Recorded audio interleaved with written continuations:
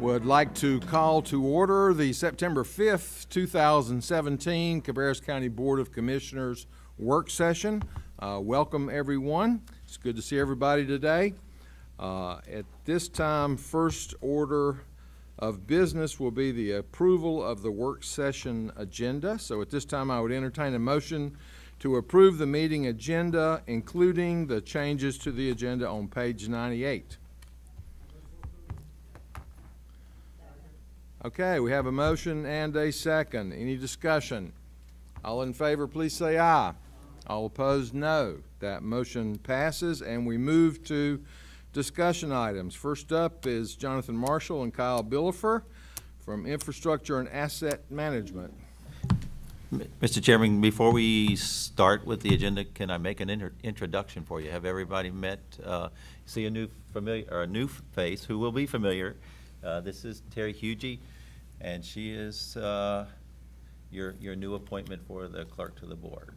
So, great. Welcome her. She's going to be. Angela is going to do some fast tutoring here today. So so today is actually her first day. So she is right out of the gate, and all she's done is human resources orientation all day. So wanted to make sure you wonder who that person is sitting over there. There you go. So.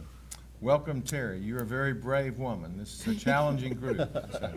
So. I'm up for the challenge, so thank you. All right, good. Okay, you're up, Kyle. Good evening. Just wanted to bring it in front of the board to have a discussion about the former Mount Pleasant Middle School. Infrastructure and Asset Management has taken that over from the school systems, and I kind of wanted to give you an update of where we were on that property and have a discussion, kind of receive some input from the board. We've completed a property line survey of that facility. Nothing was on file, so we wanted to have that with potential sales coming up. That would be one thing that would be required. We have done a walkthrough of the facility. I currently have in hand some of the environmental reports, including the permits for the underground storage tanks that are there. The school is continuing to move furniture in and out of that school, both to the new middle school and I also assume other locations, and I'm allowing that, so we're not putting any of that up or having an open house to get rid of the furniture. Most of it they've taken actually with them. We have had some issues with trespassing, and we've kind of remedied those, and we're still moving forward on those. And we're also dealing with Musco, who is the manufacturer and installer of the light system on the parcel that has the 3 small ball fields. Talking to the school systems, they've never done any maintenance on those before, and I think the warranty has expired for Musco, so I have a phone conversation with them planned for Thursday to try to get that in line, since we are now maintaining those for those youth athletic associations. And there are a couple outstanding work orders from the different athletic associations that use both the 3 small fields and then the large field and the football field that the school system are still following up on some of those work orders. So it's kind of a transition right now from their maintenance staff to our maintenance staff. And just kind of want to have a conversation of how you would like the county to move forward with that property. Is this something that we want to be talking to our real estate contractor about advertising, or how do you want us to move forward? I need a little bit of direction. Yeah, just to start off, we have met with 2 groups, and I've talked on the phone with a third that is interested in the property. We've just been doing it at a staff level. We've not turned it over to the real estate company that's representing us on all of our other properties. So we wanted to let you know we have met with some. It might be best if you're ready, we're ready to go ahead and transfer it over to the company and let them handle these discussions. Of course, we'll be involved in some of them, but we've also met with the town of Mount Pleasant. Kyle has met with their Parks and Rec folks and some of the league people out there as well. Based on my conversations with you, we will continue to let the association use the ball fields until we are able to get the ones at the middle school up and running and or add additional fields at some other new location. So we won't do anything to take away from those ball fields. So any sale would be pending if that parcel is included, pending that they could not use it until we are able to move those fields elsewhere. And I'm going to speak to the town of Mount Pleasant board Monday night or next week, I believe it is. So what you tell us tonight, I will carry on to them so that they'll have it, because they've had a lot of discussions between themselves and with the community down there as well. And to clarify, it's not just the 3 small fields they're using. They are using also the fields at the main parcel, if you will. And the schools have been kind enough, the way that their landscaping contract runs, it won't run out for another year. So they're just, rather than them canceling that part of their contract and me trying to get a new contract in place, they're just moving on with it, just so that it's completely transparent. And we have discussed with those youth athletic associations that, you know, both parcels could be sold. And definitely, obviously, the large one, but also the one across the street. One of the problems with what's across the street is all of that parking that's provided for those 3 small parcels is on the large parcel. So even a sale of just the large parcel could prove to be an issue with, or would be an issue with the parking. But we are moving as quickly as possible to try to find some other sites that may work. Again, we're also looking at the middle school. Those fields are not going to be ready till the spring. And then also there may be some property in between the high school and the middle school that's not being used that we could add some additional fields there. So have it all at one site.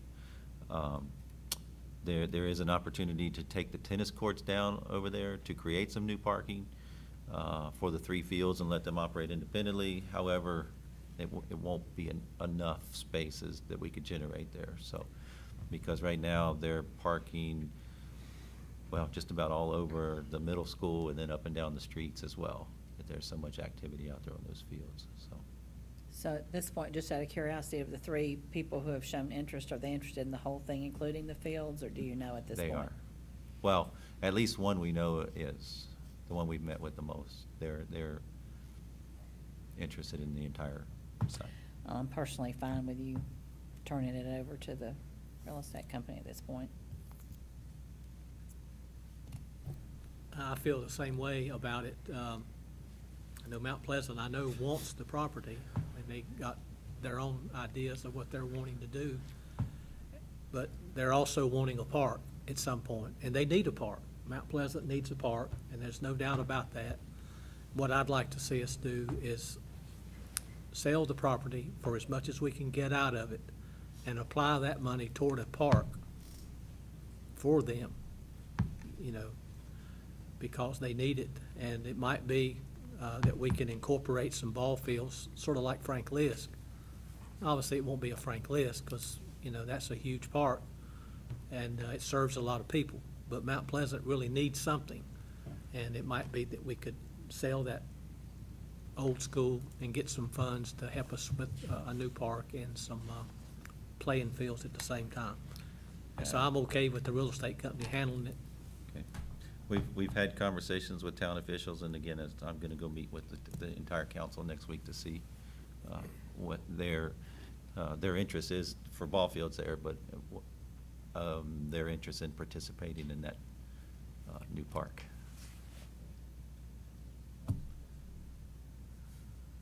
Okay, any other comments? Do you know what have you gotten any feedback from the town? I have, and again, they've had several, or a couple surveys that they've asked the community as well, and it's mixed.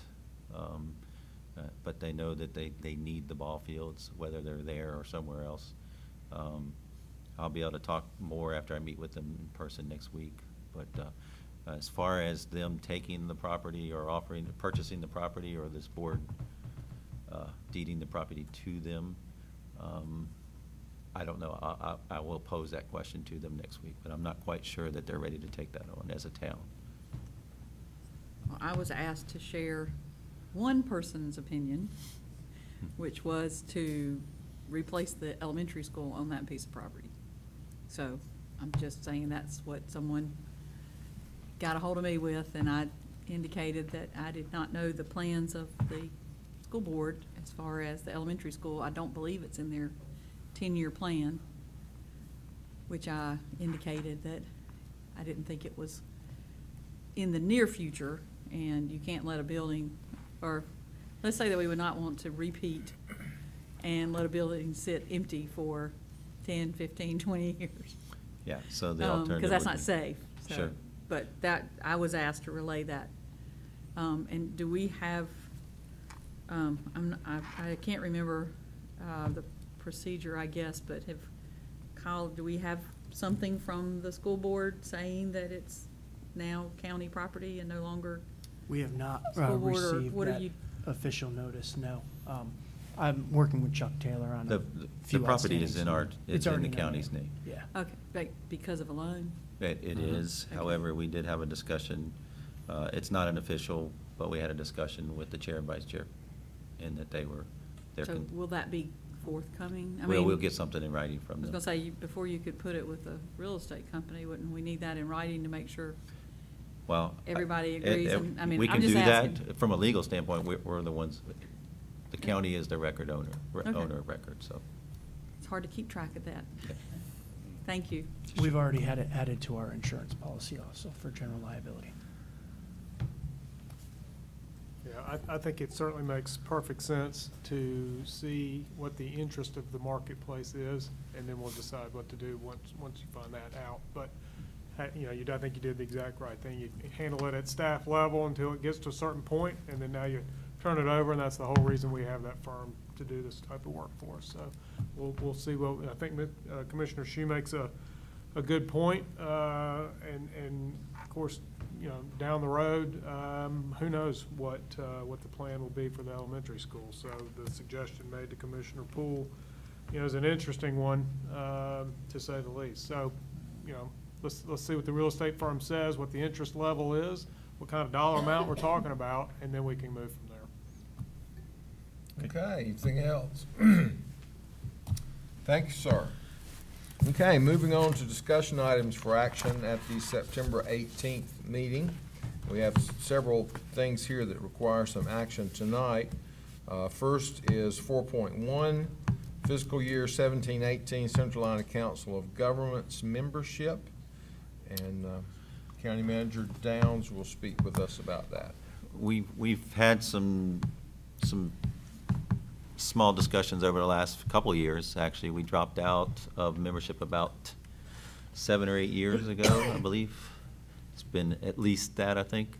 And we've, just in the last couple of years, we've talked about rejoining. And more staff are joining in on activities of Central Iowa.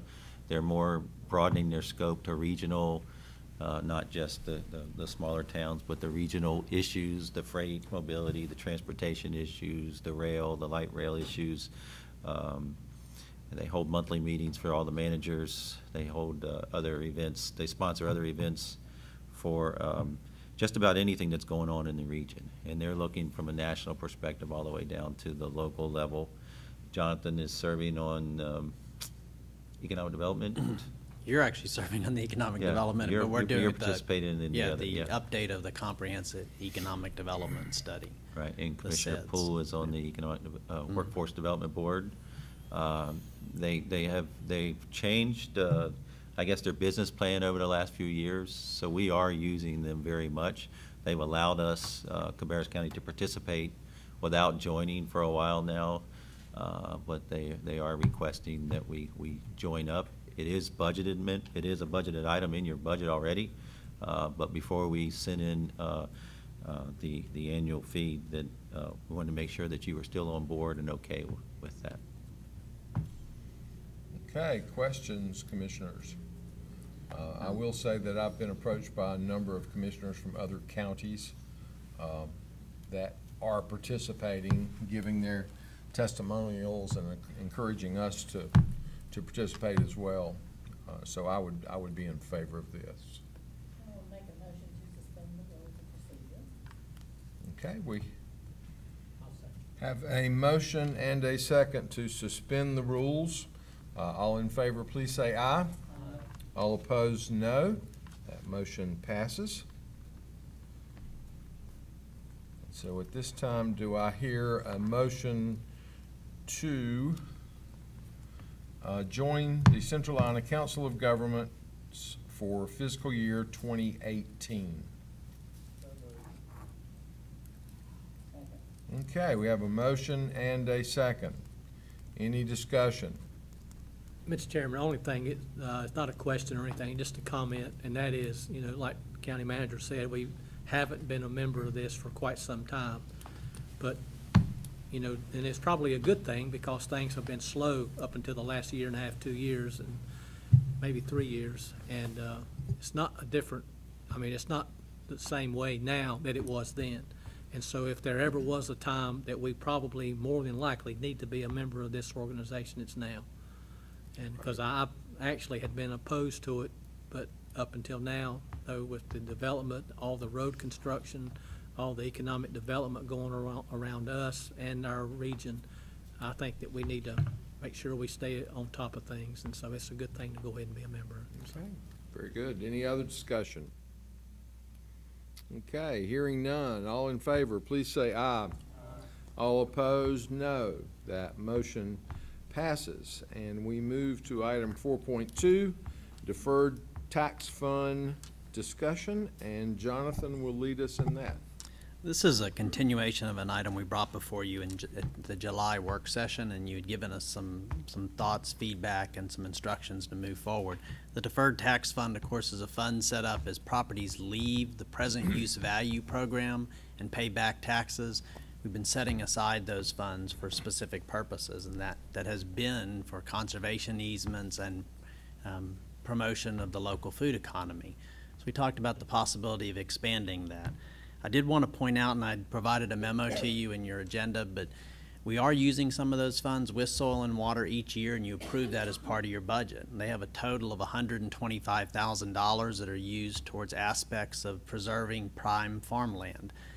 We do not put an additional $125,000 in each year. So what we do is we just bring it back to that level. So this year in your budget, I think they had spent they had $80,000 remaining, so we just added that amount, the $55,000, to get them back to that $125,000 level. So I wanted to point that out, that's already a use of these funds. But then in addition, we had talked about a specific proposal that was part of our capital improvement programming, and that is to look at doing the engineering to improve the infrastructure to the Lomax farm, to provide water, sewer, improve the electrical, look at the road, look at all those things that supply and make that property more usable, whether it be the incubator farm or another county use.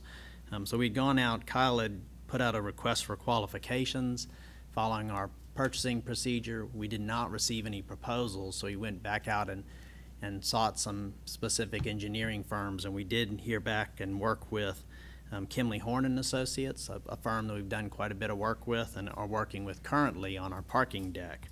They have proposed at a cost of $27,000 to do an engineering study to look at that infrastructure. They would, based on that, they would come back with 2 opinions of probable cost with 2 different methods to improve that infrastructure. And at that point, we feel it'd be good to bring that back to you with those opinions of probable cost before we move forward on it. So if you're good with that part of it, the $27,000 that's actually on your agenda is included as an agenda item for your consideration for approval. Then in addition, you had suggested that we put together a more formal process to take applications and review those applications and then bring them on to the board for a possible approval of use of the funds. And specifically, we had talked about our Soil and Water Conservation District, Active Living and Parks Commission, and our Agricultural Preservation Board having input on the use of those funds. Rather than forming a whole new committee, what we are suggesting, I'd met with the directors of the departments that work with them, and what we're suggesting is that 2 members from each of those boards be brought together, that Kelly Sifford would actually lead this and would accept applications for the use of the funds. When she had applications, we would ask each of those boards to give us 2 members or provide 2 members from their board to review those applications and make a recommendation to you. So if you feel good with that process, then we would move forward with that.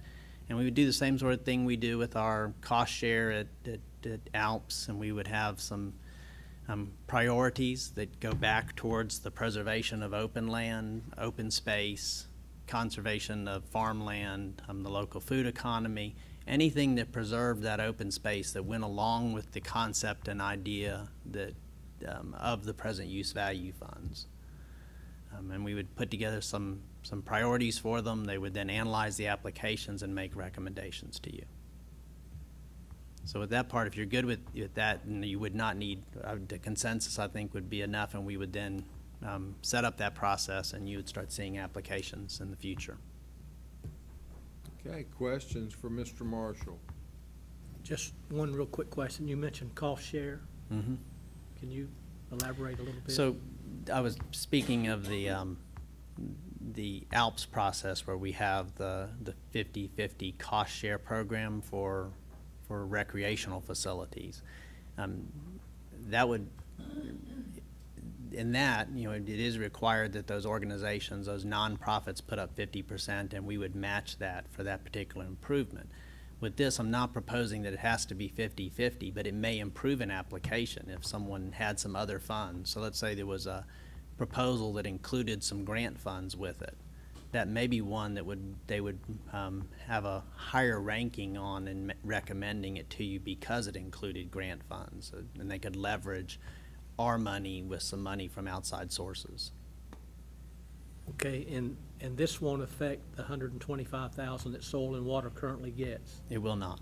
And so if they do have a repeat year and they spend 45 and they still have 80, we add 45 back, and that does come from the deferred It does.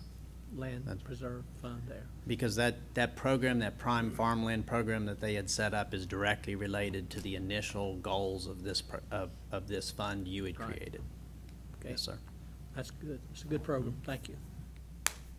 The engineering work that you were talking about, that would be necessary if we were to include any kind of an educational component or classroom or any expansion at the farm, is that correct? It would. So it really goes along with the master plan that they had created for that. So if there were dormitories there or another educational building, and what we've had is they've had great success working with the community college, bringing classes out there, but they've run into space problems. So we would need to go from the septic tanks we're currently using probably to public sanitary sewer to be able to expand those programs and expand the facilities.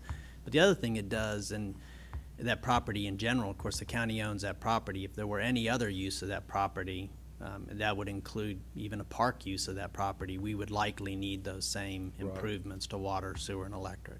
Exactly. So I think there's a lot of, there is, pun intended for Ms. Thompson, there is a lot of utility to doing this study and determining how to improve that infrastructure. Right. And I'd had some questions from the public after that was on our agenda. And so I wanted to verify that my explanation had been correct, that would benefit in all those ways. It would.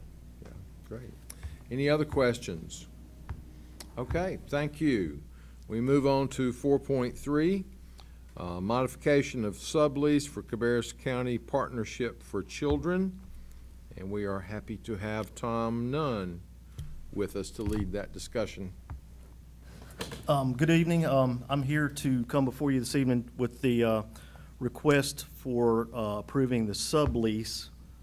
We have a modification to the original sublease, that is, for the Cabarrus County Partnership for Children.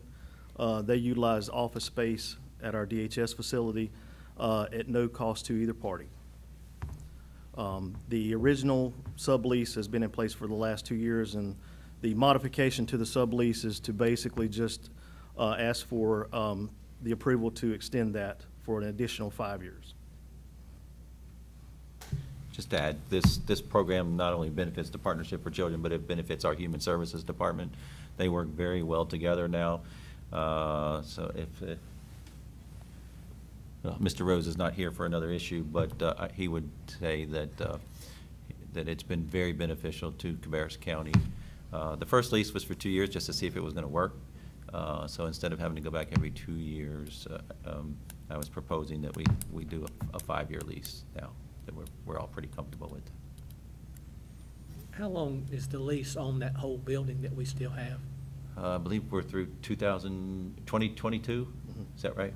We're leased through 2022. So if we So extend.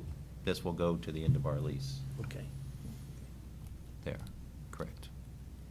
Yeah, I serve on that Partnership for Children Board, and I can attest to the fact that it has been a very good relationship, very good move for them.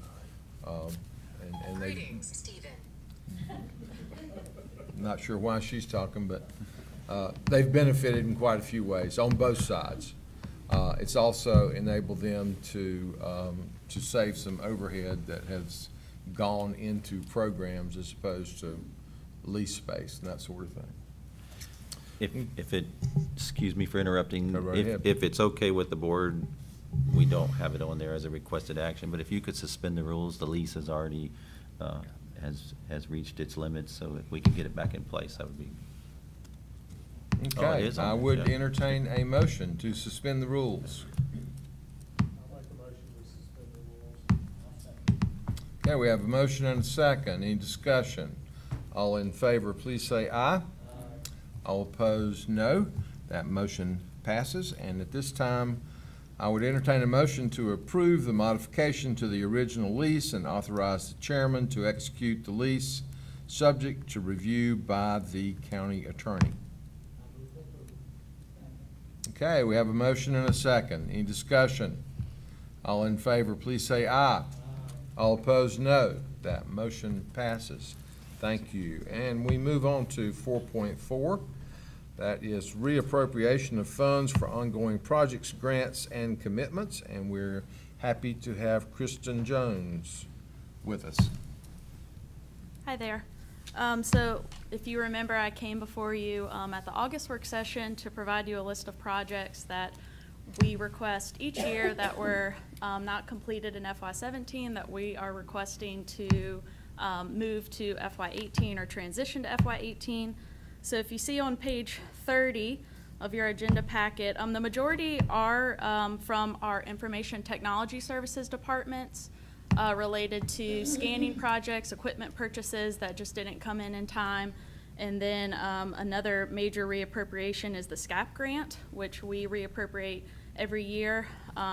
It's a federal grant that is for the State Criminal Alien Assistance Program for housing undocumented immigrants to offset cost to our jail. So I will be happy to answer any questions you may have. Yes, This list on has there. been vetted pretty well, so some made it, some didn't make it, but these are ones that either the state was, we were waiting on the state to make a decision with their budget, or that we were trying to get equipment in or get the project ready for the equipment, and we just hadn't had a chance to order it, so. Do we have an updated spreadsheet? Because I made a change at the last minute, adding 9,000 for furniture purchase for the first floor conference room in the governmental center. Is there? It's not on There here. might be an addition. Do you anticipate, It's the top, it should be the top one.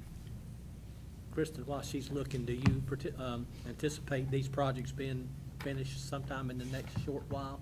Yes, I've talked with our ITS department since the majority are theirs, and a lot of them were out of their control, working with the city of Concord and kind of some external factors there, but they should be completed in FY18. Okay, and the SCAP as well?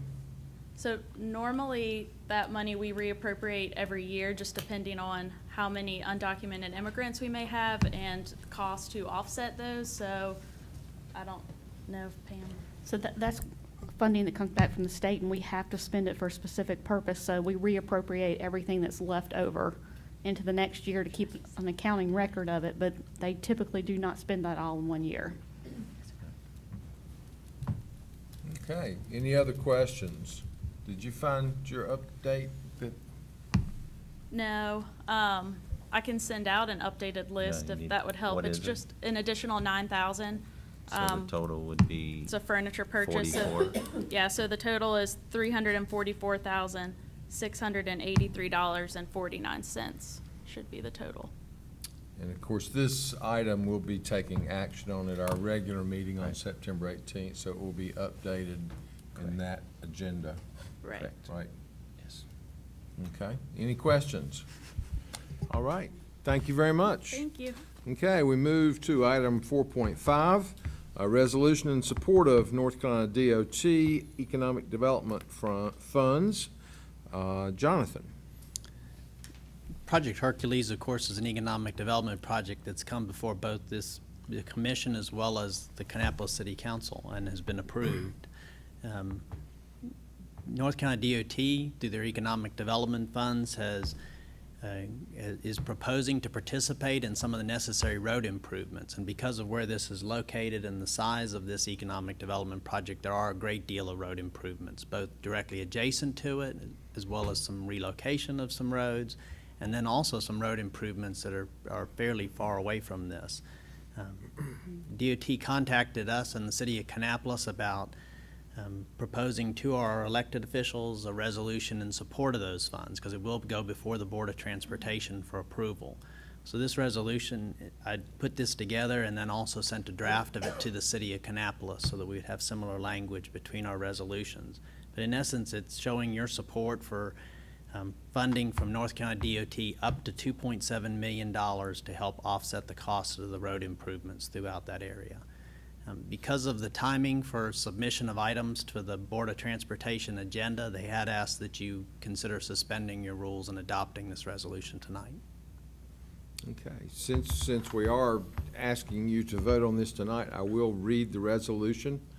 Resolution of support for the North Carolina Department of Transportation funding for road improvements related to Project Hercules. Whereas an economic development project titled Project Hercules has been proposed within the Cabarrus County and City of Kannapolis, and whereas Project Hercules is projected to include up to $85 million in real and personal property value increases, whereas Project Hercules is projected to add up to 600 full-time jobs plus additional seasonal part-time employment, whereas to be fully realized, Project Hercules will need roadway and infrastructure improvements to NC Highway 73, Macedonia Church Road, Barr Road, Kannapolis Parkway, and the I-85 George Liles Parkway ramps.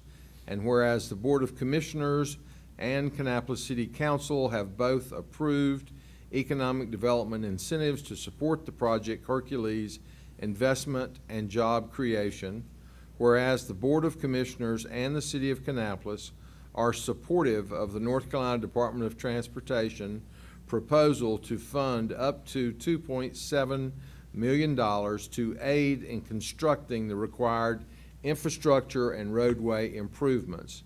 Now therefore be it resolved by the Cabarrus County Board of Commissioners that they support and encourage the North Carolina Department of Transportation to approve the Trust Fund Economic Development and Economic Development Highway Fund for Project Hercules. Okay, and we'll open that up for discussion. Only question I have is just for clarity. Since we have already approved this project, incentivized this project, do we have to refer to this project as Project Hercules in this resolution? I think that's a request of the client. Okay. Believe is that correct?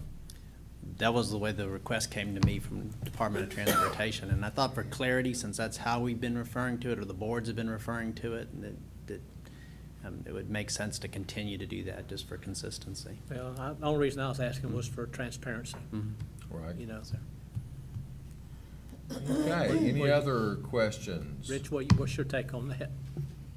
Well, at the public hearing, the identity of the project, other than by this code name, was made or disclosed, and the vote was taken. So there was transparency at that point. I think what I gather from what Jonathan's saying is that because NC Department of Transportation is still referring to it as Hercules, that when it's going to go back to the board for approval there, it might be best for it to be consistent in terms of the way it's identified. But we can mention the name tonight, it just won't be on the document if that's a. Yeah, no, it's not necessary, but I just wanted to make sure. Like everything you said, we did do the public hearing, we voted on it, that's all done.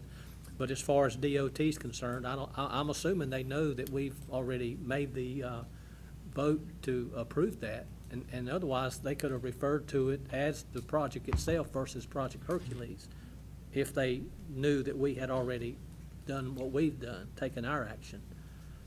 But it doesn't matter, though. It's like you said, we had the public hearing. There was no one to speak for or against, and we voted in favor of it. And Yeah, there was actually two, Hercules 1 and 2, so, yeah. Anybody has any questions? So I'll make a motion to suspend the rules of procedure. I'll second. Okay, we have a motion and a second to suspend the rules. Any discussion? All in favor, please say aye. Aye. All opposed, no. The motion passes. And would, at this time, entertain a motion to adopt the resolution that I read previously. I'll make that motion, Mr. Chairman. I'll second. Okay, we have a motion and a second. Any discussion? All in favor, please say aye. Aye. All opposed, no. That motion passes. Thank you. Next up is 4.6, transfer of property to the City of Concord, and we call on Jonathan again. And again, this is an item we've discussed in the past. I think we had consensus from this board, but we've received a letter from the City of Concord from their manager, Brian Hyatt, requesting the transfer of parcels to the City of Concord. He identifies 4 parcels by PIN number, but they're part of the old county home property. In the past, you had actually transferred those properties to Habitat for Humanity for construction, but because of the topography and the difficulty of developing that property, they ultimately transferred that back to the county and were not able to use it. The map you see on the display shows that portion of the county home property. Just for orientation, to the upper left of the map is the Cooperative Extension Building. We would propose to retain land next to that because we may have a future use for that. But the remainder of the property, we've not identified any uses for that, and would recommend that you consider transferring that to the City of Concord. But in addition to that, Cabarrus Avenue, as you're aware, was redeveloped some years ago by the City of Concord, and there are bike lanes included on that. We also own a piece of property off of Transport Place, which is at the bottom of the hill near the traffic circle, located along Irish Buffalo Creek and a small road, Transport Place. And we would propose that you'd also consider transferring that to the City of Concord.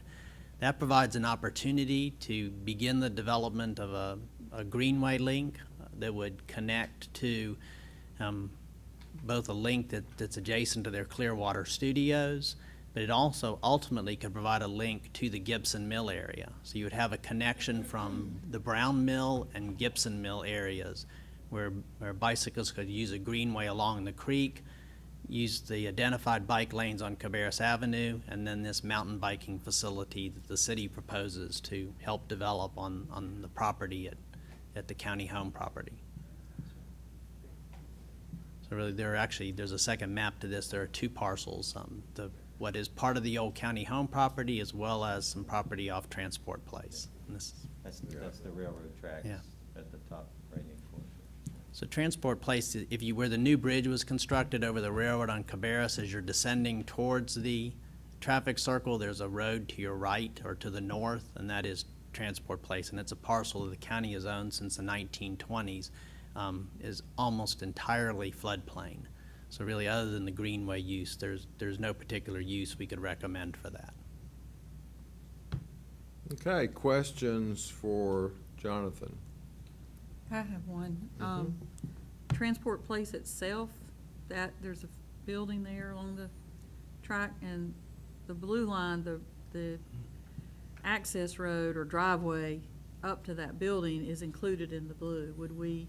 That's somebody else's property where the building is, so would we not need to cut out that driveway? We did, and there was the property owner had approached us some years ago about dedicating a right-of-way there, so the county has dedicated a right-of-way to go with Transport Place. So it would still be subject to the right-of-way Okay, to I just want allow to make sure access for because of that. how that blue line goes, and you've got obviously the driveway in there, and you want to mess up. Yeah, getting to that piece of property. I mean, It's a very good point. for 'cause them, it's very valuable. Yeah, it's- Probably not for too many other people, That but is a for good that building, point. it is. It's not just that building, those other two parcels, because of the way the bridge was constructed and the way DOT bought that access. One of those parcels that's vacant, used to have a building on it, had access directly off Cabarrus, but once they built the new bridge with its elevation, you can't use that any longer. So that transport place provides access to all three parcels.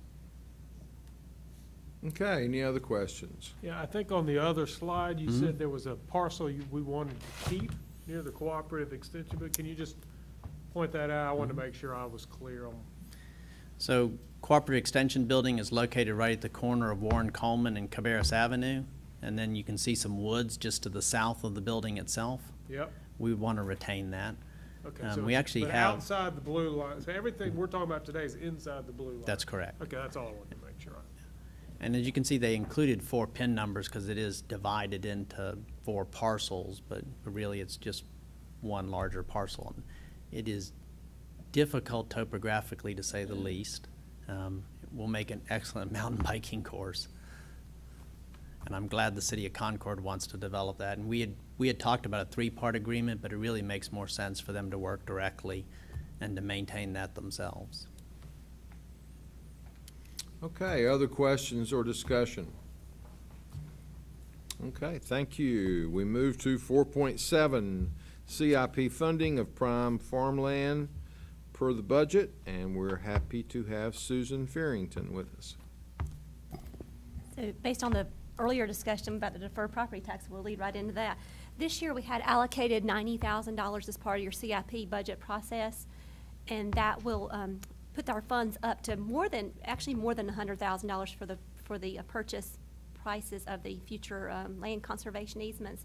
But it will keep our legal purchase services at $25,000 each year. In the past, we've given $125,000, $100 towards future purchases, and $25 towards processing and administration. So with this new budget amendment, this will get us up to actually $202,000 in our land acquisition account and $25,000 available for the purchase services. So we will look again at next budget time, and we would maybe not have to transfer quite as much during the FY19. At the time, this is our first time that we had tried to look at it and to estimate how much we were going to have. Why are we questions? adding that additional money? At the time we Over the looked at the budget 125? back in March, we thought we would need $90,000, but we do not. But as part of the budget amendment, it was passed.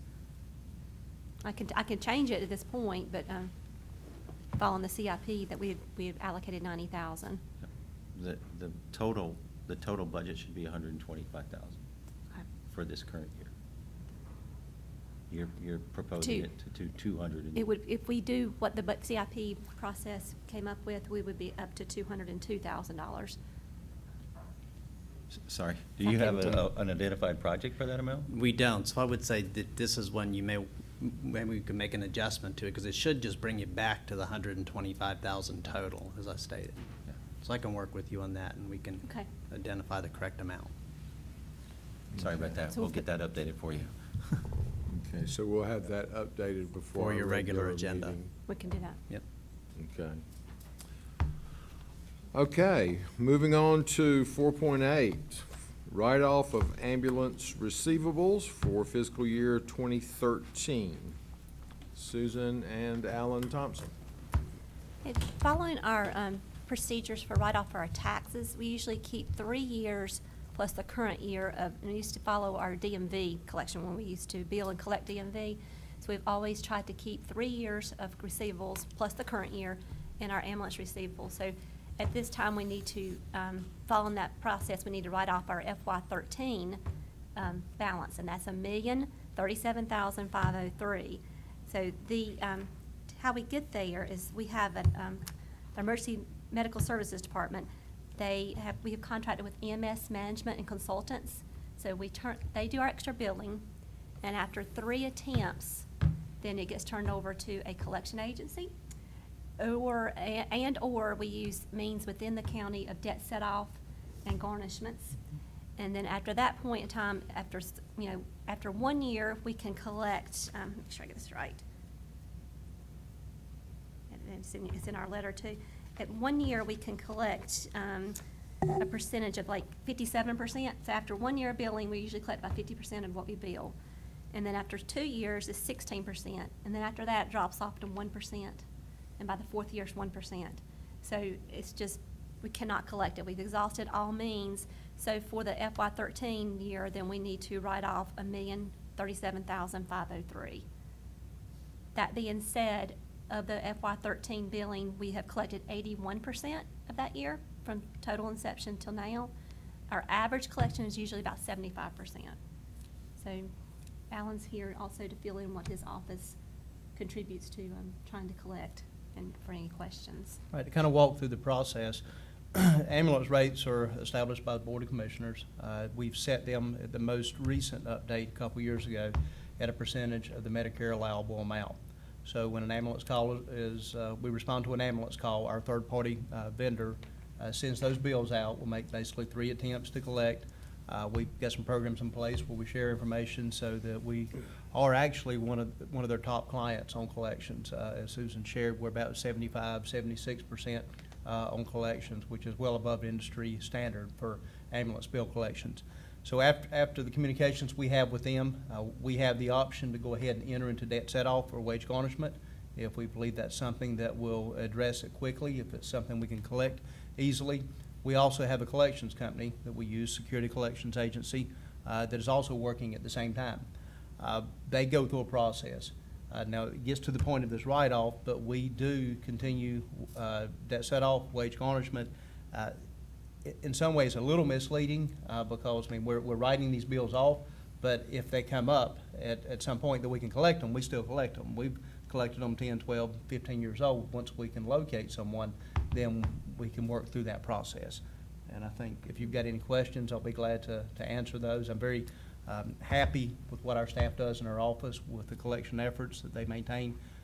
Again, we frequently hear from other EMS directors, other systems, about how is it that you got the performance that you do, and I would say it's because of our staff efforts with EMS and then also our finance office working together to make sure that the reconciliations are performed, that we stay on top of it, and that we continue to push forward the right efforts to collect. So give me an example of one of those that you could not collect. And I asked that question because I was asked that question by citizen. Okay. So an example, there are several examples of those we may not be able to collect.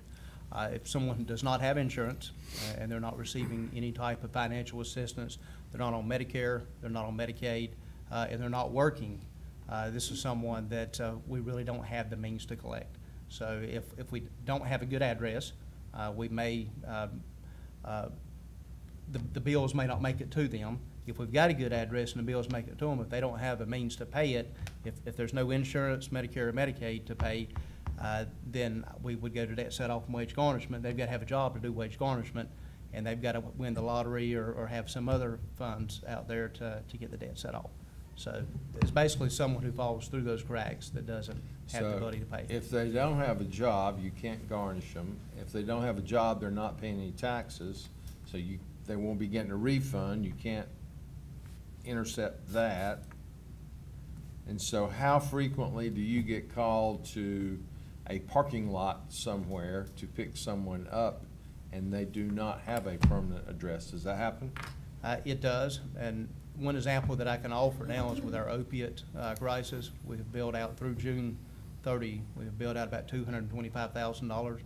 We've collected about $30,000 of that so far. I expect to be at a higher rate by the time those accounts mature, but that's still likely that a lot of those we will not collect on. Now, I will say back to something else that you mentioned there, Chairman Morris, was it's not uncommon for us to get a call from someone who has won the lottery, and with our debt set-off program, we're getting our money first, the money that's owed to the county first, and it's with lottery, income tax refunds. So in the event that something is filed down the road, that's still there on the books. Can you explain the debt set-off program? The debt set-off program, and Susan will have to help me here a little bit, basically it's a program with the state where we enter the information.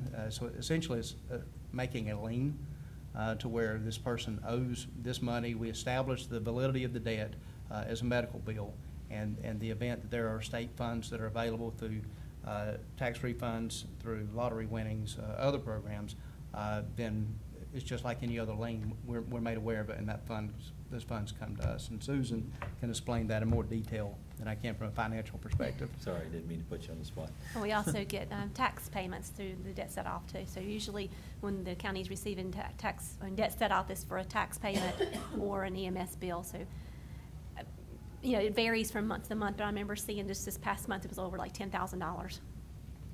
That we did that we recover. were able to Yeah. transfer. I would assume that's how you get those payments 10 and 12 years later, people just all of a sudden sign them. That is correct. And then also estates, we're very active with the states if there's monies owed to the county. The debt set-off program is run by who? State of North Carolina, and The then. North Carolina Association of County Commissioners? They're part of that too, so that's one of their programs that they created, so. It actually gets deposited into a North Carolina Cash Management Trust account. So we can track it and draw the money down as it accumulates. As part of the conversation about the opioid-related situations, which is a conversation that we are having more loudly and more prominently in the county, the administration of Narcan, I hope I said that correctly, to aid in these overdose, to prevent these overdose deaths. That's a pretty expensive operation as well, isn't it? And does that get added on? Is that part of the standard fee, or is that an added amount? Way our ambulance bills are established is a percentage of the Medicare allowable amount. We bill on different levels, but advanced life support and basic life support being provided. Running a call in which their medication is administered, if it's one medication, it's the same as if nitroglycerin were administered or a breathing treatment, something else. The problem with these calls is that is the second most expensive medication that we carry. So with this increase in opiate calls, we're giving 2, sometimes 3 doses. We give them anywhere from 1 to 3 doses of this medication, depending upon the agent that has been taken.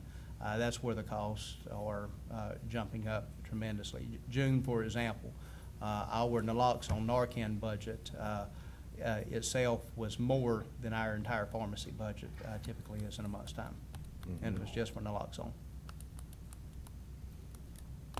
So if that continues on and we're not able to improve that situation, then down the road, that's probably going to result in higher ambulance bills for everyone.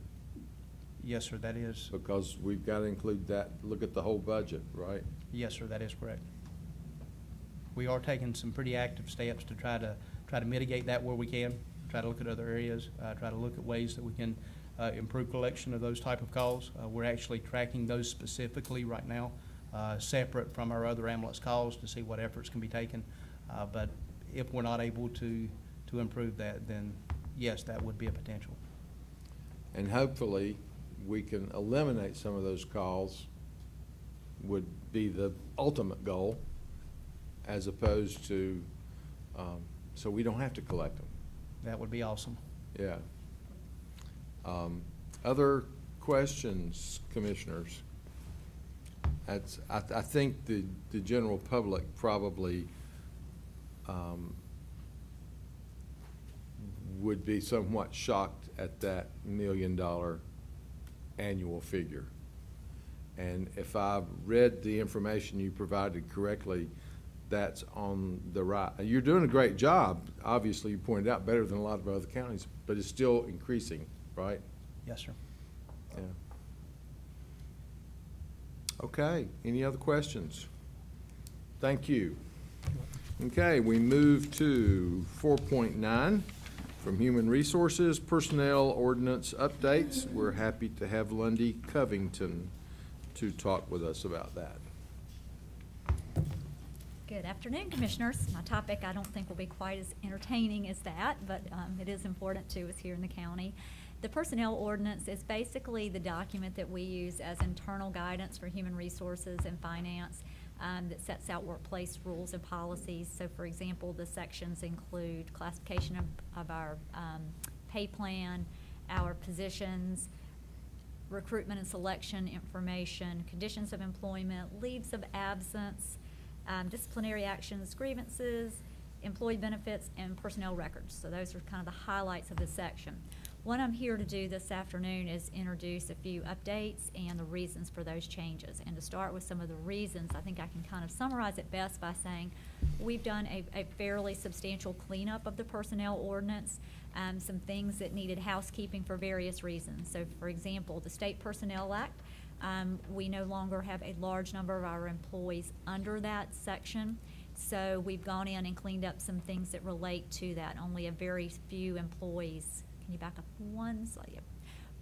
Just a very few employees are under that at this time.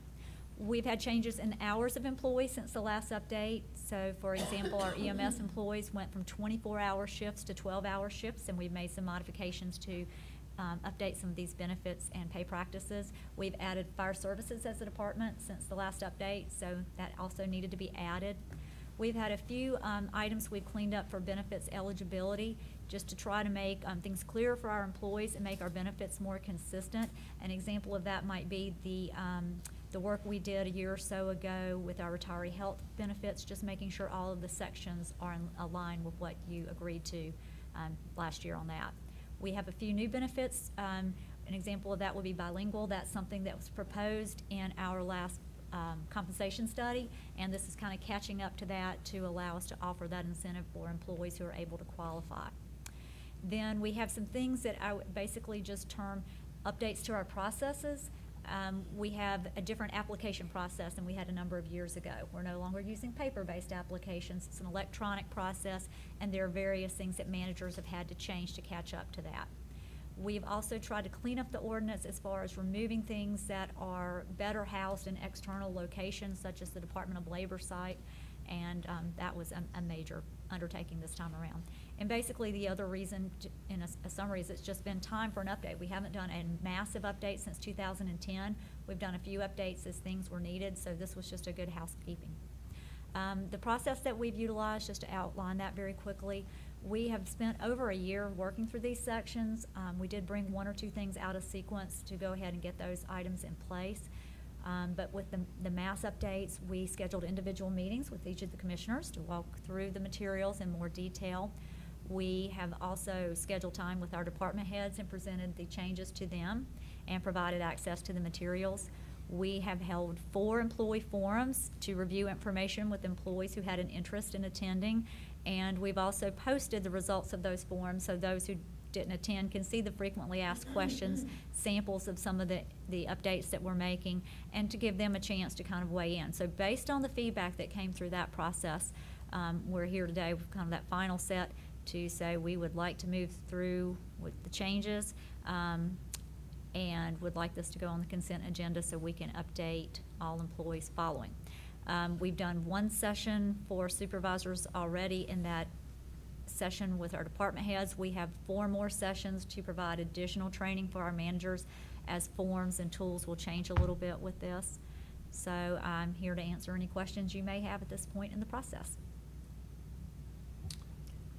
Okay, questions for Lundy? I was just gonna ask, can you send us the frequently asked questions? Sure, absolutely. I would just be curious to see what those were. Mm-hmm. Very few. That was positive, but we did have a few things that gave us pause and made us clarify a few comments further, so I'll be happy to send those out. Okay, other questions? Well, I think as you explained, you've already spent a significant amount of time with us as well as employees explaining this process. So thank you for the good work. All right, appreciate it. Okay. All right, next up is 4.10, Planning and Development 2016-17 Home Program. And we're happy to have Kelly Sifford with us. Thank you. Each year for the home program, we are required to produced the CAPR, which is basically a performance report. As you can see, there was no performance this year. We have been working with Prosperity Unlimited, Wesley, blanking on their name, another nonprofit agency, and the city of Kannapolis to pull this project together. It was not anticipated to start construction until this fall. They're looking at October. They had a few more things that needed to fall into place. It looks like those things are happening. So we're looking at construction beginning in October. So next year, this time, you should see some results. I don't know if we'll actually have numbers yet because you have to actually, we'll have money expended, but we won't probably know who those clients are to record, you know, the demographics about those people until those apartments are filled. But we should have the funds expended by this time next year. Okay. Questions for Kelly? And even though we haven't had any activity, we still need to call for a public hearing at our regular meeting, right? Yes, we are required to hold a public hearing and just clarify for the public that we have not accomplished anything Right. yet, but what we're doing. Okay. Okay. Any questions? Thank you very much. Thank you. Okay, we move to item 4.11, Planning and Development, and we're happy to have Susie Morris. Good evening. What you have in front of you tonight is the second piece of the Placid Road right-of-way abandonment that we brought before you in January. The request in the resolution was sent to the North Carolina Department of Transportation Board. They did approve the request for the abandonment, so that information is included with your packet.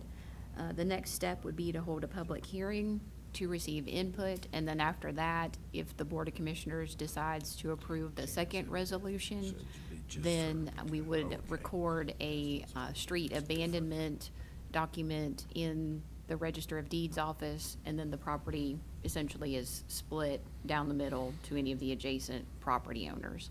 And that happens with that document plus a survey that's recorded. So the board would need to hold a public hearing, and if you could go to the map, just in case if you get any questions on this, there's a pretty good exhibit. If you'll go to the next map, please. Next map. That map. If you can scroll over and down a little bit. So you can see when they did the realignment, Placid Road actually comes in at a 90-degree angle. And there may be the next one from DOT, Angela. So what happens is the middle, they come down the middle of that road and then it gets divvied out to the adjacent property owners. We did send out the notification. There were about 40 certified mailings that we had to do for this particular case. And the signs are also posted. We really have not heard from anybody because I think they know that with that, you know, essentially if you drive down Shiloh Church Road, it's already there. It's part of the Castlebrook subdivision. And there should be another small colored map that shows you the realignment. So they abandoned the old right-of-way and then added right here. So they added the new right-of-way. So NCDOT took care of both of those actions at that meeting in June. I'd be happy to answer any questions. Okay, questions, commissioners?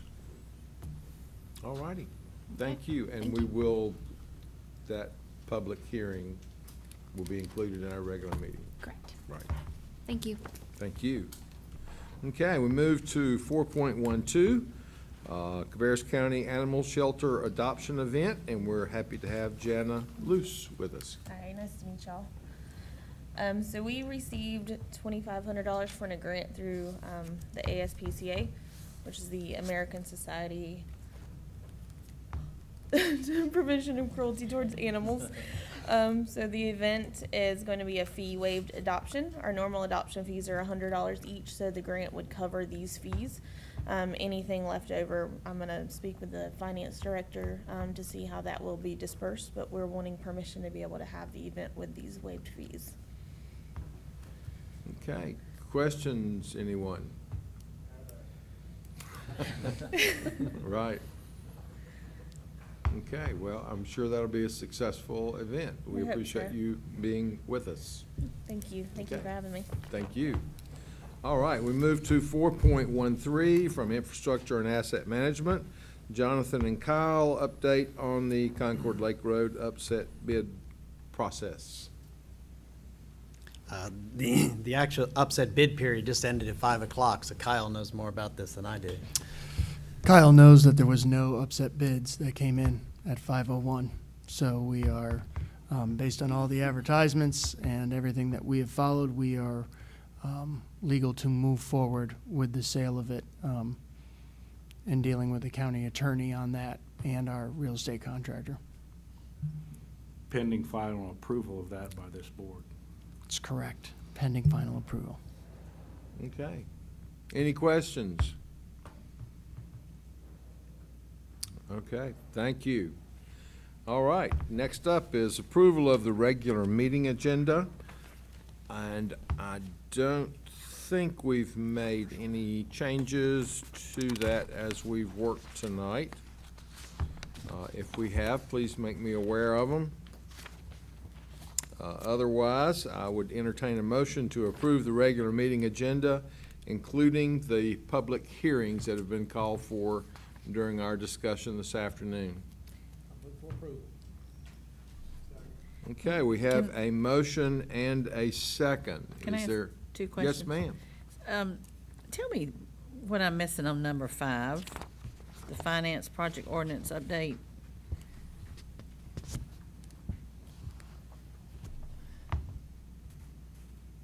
You are referring to under the F5 consent on agenda, consent yeah. agenda.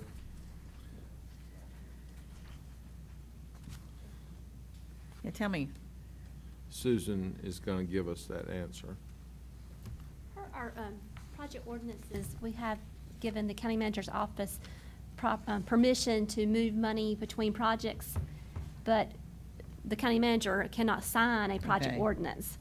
So we can go ahead and do the mechanics as far as a budget Okay. amendment, but the actual project ordinance, updating it, moving it, shifting it between line items, because what we're doing this time is we're moving money out of an available available project into an actual Okay, project. and I'm with you there. I just wanted to make sure I didn't So it's hear just so- something or that Nope. it was, okay. It's just so that Mr. Morris can sign the project ordinance.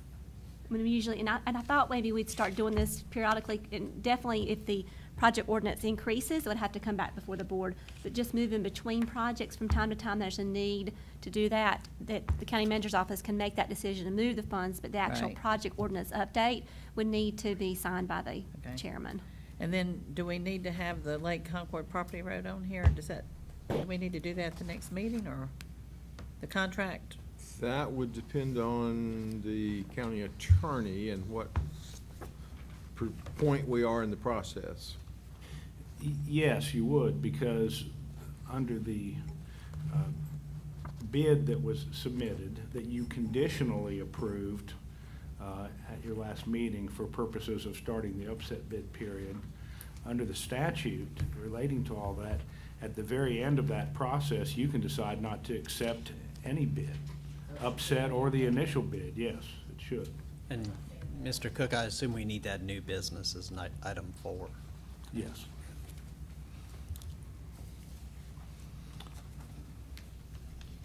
Okay, so that will be an addition to the agenda, G4.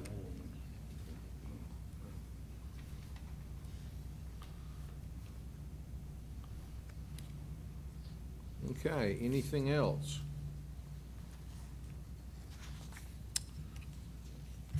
Okay, then we would entertain a motion to approve the regular meeting agenda, including the public hearings, with the addition of G4, discussion of Lake Concord Road property contract. Okay, we have a motion and a second. Any discussion? Yes, ma'am. Well, we're safe. Yeah. It did not include the addition, the original motion. Yeah, so any discussion on this one? Okay, all in favor, please say aye. All opposed, no. That motion passes. Item 6, I'm sure that you will all be very disappointed to learn that we do not have need of a closed session tonight. So at this point, I would entertain a county manager. Just wanted to remind you of the leadership forum on Thursday evening at 6 o'clock on opioids and substance abuse at the Kannapolis City Hall. Okay. Okay, any other announcements? Hearing none, I would entertain a motion to adjourn. Okay, we have a motion and a second. All in favor, please say aye. All opposed, no. We stand adjourned. Thank you.